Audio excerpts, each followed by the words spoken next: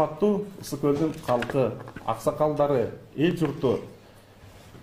Мен да Ысык Көлдүн жээни болом.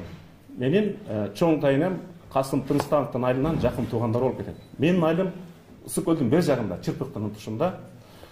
Ысык Көл бул Кыргыздын бермети.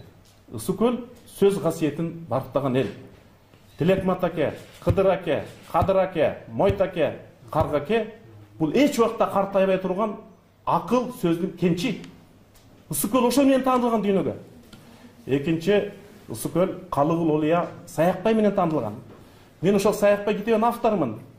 15-кылымда Барыскоон Кыргызстандын борбору болгон. 1508 жылы Тагай би Барыскоондо Кыргыздын биринчи би болуп таанылган.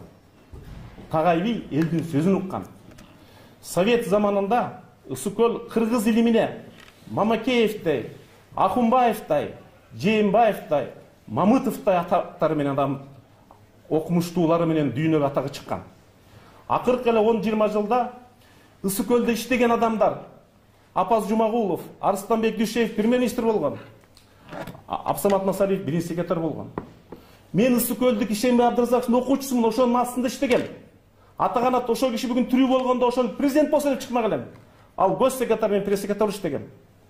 Көлдүн улуу интеллигенциясы бул Аманбаев, бул Чолпонбаев, бул Усуп Муканбаев, бул Чыңгышев. Бирок Садыр Жапаров эмес. Ысык Көлдүн аксакалдары, айланайын, бул тентек балаңар элди укпай атат. Балким силерди угар. Эгерде аксакалды укпаса ал ким? Чакырбайсыңарбы? Көлгө алып кетпейсиңерби? 2 жыл губернатор болуп иштесин. Өссүн, өнсүн. Анан келип премьер-министр болсун. Анан даяр болуп келсин. Элдин тагдыры оюнчук эмес. Ошондуктан бизди укпаса да, элди укпаса да, ал жалаң фейктерди угуп калды.